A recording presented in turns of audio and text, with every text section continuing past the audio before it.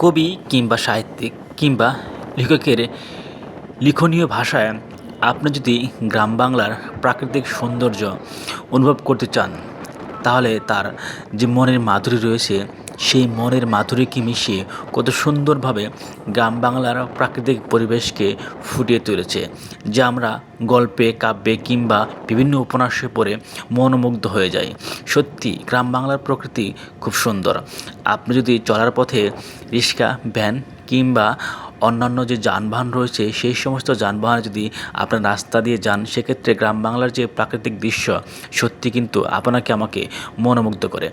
বিশেষ করে গ্রাম বাংলার যে সহজ সরল মানুষগুলো রয়েছে, সেই সহজ সরল মানুষের যে কার্যকর্মগুলো, সেই কার্যকর্মগুলো কিন্তু বিভিন্ন চিত্রাঙ্কনের মাধ্যমে কিন্তু খুব সুন্দরভাবে শিল্পী তার নিপুণ দক্ষতার মাধ্যমে ফুটিয়ে তোলে।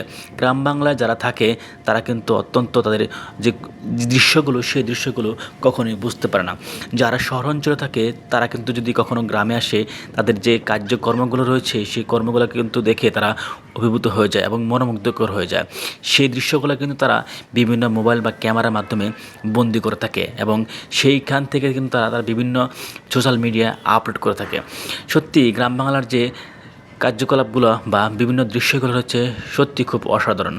আমরা রাস্তার পাশ দিয়ে যখন যাচ্ছিলাম, তখন কিন্তু গ্রাম বাংলার যে কারুকার্যগুলো, সেই কারুকার্যগুলো চোখে পড়ছিল আমাদের। বিভিন্ন খেরের পালা রয়েছে, আমাদের অঞ্চলে খেরের পালা বলা হয়, অথবা গ্রাম বাংলার যে রাস্তার পাশ দিয়ে অনেক অনেক গাছ রয়েছে প্রাকৃতিক দৃশ্যে ভরা। বিশেষ করে এখানকার যে কৃষক রয়েছে তাদের মাঠে কাজ করার দৃশ্য, বাড়ির মহিলাদের রাস্তার পাশ দিয়ে বিভিন্ন কাজ করার দৃশ্য আসলেই সত্যি খুব অসাধারণ লাগছে। এই যে ভাইটি দেখেন খের কাজ করতেছিল, খের তুলতেছিল, তা সত্যি কিন্তু অসাধারণ লাগছিল।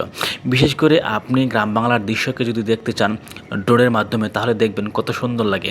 আপনার নিজের গ্রামকে যদি ড্রোনের মাধ্যমে আপনি ভিডিও করেন, তাহলে সত্যি খুব মনোমুগ্ধকর হয়ে যাবেন যে আমার প্রকৃতি এত সুন্দর, আল্লাহ তাআলার কী সৃষ্টি। আল্লাহ তাআলার তার নিপুণ হাতের দক্ষতায় কিন্তু আমাদের এই প্রকৃতি এবং পৃথিবীকে সুন্দর এবং সাবলীলভাবে তৈরি করেছে আমাদের জন্যই। তার এই প্রকৃতির যে সৃষ্টি খুবই সুন্দর, যা প্রশংসা করে শেষ করা যাবে না। সত্যি আল্লাহ তাআলাকে হাজারো সালাম এই পৃথিবীতে আমাদেরকে প্রেরণ করার জন্য। তার যে বিভিন্ন তৈরি জিনিসপত্র রয়েছে এবং আমাদের যে নিয়ামত দিয়েছেন, বিভিন্ন ফল ফলাদি গাছ আমাদের শান্তিভাবে বসবাস করার জন্য উপযোগী করে তুলেছেন, সত্যি খুব অসাধারণ, যা বলে ভাষা শেষ করা যাবে না। মহান আল্লাহ তাআলার প্রতি আমাদের সবারই কৃতজ্ঞতা প্রকাশ করা উচিত।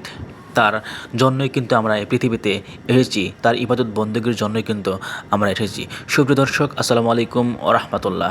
আমি এখন যাচ্ছিলাম আমাদের টাঙ্গাইল জেলার গোপালপুর থানা। তো আমি এখন অবস্থান করতেছি, বর্তমান সময় হচ্ছে এটি হচ্ছে পিকনা রোড, অর্থাৎ ভুয়াপুর থেকে আমাদের সরিষাবাড়ি রোড অথবা তারাকান্দি রোড বলা হয়ে থাকে, সেই রুট দিয়ে আমি যাচ্ছিলাম। এর পাশে কিন্তু যমুনা নদীর চর রয়েছে, যমুনা নদী রয়েছে। বিশেষ করে যমুনা নদীর পাশ দিয়ে যখন হাঁটছিলাম, তখন কিন্তু অসম্ভব ভালো লাগছিল। নদীর পাড়ের দৃশ্যগুলো সত্যি খুব অসাধারণ হয়। দেখেন এখানে কিন্তু মাঠে কৃষকরা কাজ করতেছে, ধান কাটা শেষ হয়ে গেছে এবং খড় শুকানোর কিন্তু তারা কাজকর্ম করতেছে। দেখতে পাচ্ছেন ধানের যে চারাগুলো রয়েছে, ধানের চারাগুলো কিন্তু তারা ফেলেছে যে ধান চাষ করবে বলে। এ পাশ দিয়ে কিন্তু দেখতে পাচ্ছেন যে আমরা আমাদের অঞ্চলে বিশেষ করে যে গরু পালন করা হয়, সেই গরু পালন করার পরে যারা তাদের গোবরটা রয়েছে, সেই গোবরটা দিয়ে কিন্তু তারা রাস্তার পাশ দিয়ে মাথায় রেখে দিয়েছে ছোটো করে। এটা দিয়ে কিন্তু তারা মানে লাকড়ির মতো ব্যবহার করে, লাকড়ি হিসেবে ব্যবহার করে থাকে। এই দেখতে পাচ্ছেন রাস্তার পাশে কিন্তু একটি স্কুল রয়েছে। আসলে এই স্কুলগুলো দেখলে সত্যি খুব ভালো লাগে, কারণ ছোটোবেলার স্মৃতির কথা মনে পড়ে যায়। স্কুলে যাওয়ার, স্কুলের বিভিন্ন সময়ের যে বন্ধুবান্ধবের সাথে স্মৃতি রয়েছে, সেই স্মৃতিগুলো আমাদেরকে তাড়িয়ে বেড়ায়। সত্যি মন চায় প্রত্যেকেরই যে শৈশবে ফিরে যেতে। শৈশবকে আর কখনো ফিরে পাওয়া যায়। দেখতে পাচ্ছেন এখানে কিন্তু ভুট্টার চাষ করা হয়েছে, ভুট্টার ক্ষেত রয়েছে। এই পাশ দিয়ে কিন্তু মোটামুটি কম ভুট্টা চাষ করা হয়েছে, ভিতরে কিন্তু আরও অনেক ভুট্টা ক্ষেত রয়েছে। ভুট্টা কিন্তু এখানে আপনারা দেখতে পাচ্ছেন যে চরাঞ্চলে যেহেতু এখানে কিন্তু মরিচ, ভুট্টা, গম, যব, বিভিন্ন কালাই, বিভিন্ন ধরনের ফসল কিন্তু তারা চাষ করে থাকে। আসলে এই শীতের সময়, যেহেতু শীতের সময় কিন্তু এখন প্রায় 12টা বাজে। 12টা বাজার কারণে কিন্তু অনেকাংশে লোকজনের কিন্তু কর্মব্যস্ততা বেড়ে গিয়েছে। এই যে দেখতে পাচ্ছেন মহিলাটি কাজ করতেছে, পাশে কিন্তু একটি নৌকা রয়েছে, অসাধারণ। এটি হচ্ছে ঈদগাহ মাঠ, রাস্তার পাশে ঈদগাহ মাঠ, সত্যি খুব অসাধারণ। রাস্তার পাশে ঈদগাহ মাঠ কিন্তু অনেক ভালো লাগে। আপনাদের কেমন লাগে অবশ্যই কমেন্টে জানাবেন। এই যে এখানে দেখতে পাচ্ছেন ওই যে ধানের চারা কিন্তু কিন্তু তারা ওঠাচ্ছে, হয়তো রোপণ করবে। আসলে মানে কি বলবো, ভাষা প্রকাশ করার মতো না। আমি দুপাশে চারপাশ দিয়ে কিন্তু দেখছিলাম, অনেক দিন পর বাড়ি যাচ্ছি, তার কারণে কিন্তু গ্রামের দৃশ্যগুলো আমাকে সত্যি মনোমুগ্ধকর করে তুলছে। এই যে দেখতে পাচ্ছেন, আসলে গ্রাম অঞ্চলের মানুষগুলো কিন্তু সবসময়, যদিও অনেক শীত পড়ে থাকে গ্রাম অঞ্চলে, তারপরে কিন্তু তারা জীবিকার তাগিদে বিভিন্ন কার্যক্রম করতে হয়, তারা কিন্তু কাজকর্মগুলো করতেছে। বিশেষ করে আমরা যারা শহরাঞ্চলে থাকি তারা কিন্তু ফ্যাক্টরির ভিতরে বা বিভিন্ন সময় বিভিন্ন জায়গায় স্থায়ীভাবে থাকতে হয়, আমাদেরকে দিনের আলোর ততটা চোখে পড়ে না। কিন্তু গ্রাম বাংলার মানুষ যারা রয়েছে তারা কিন্তু দিনের আলো এবং দিনের প্রাকৃতিক যে বাতাস রয়েছে সেই বাতাস কিন্তু তারা খুব সুন্দরভাবে উপলব্ধ করতে পারে। এই যে দেখতে পাচ্ছেন এখানে বিক্রি করে দিয়ে মাটি খনন করা হচ্ছে। এই যে মুরব্বী কিন্তু ছাগল নিয়ে আসছে ছাগল চড়াতে।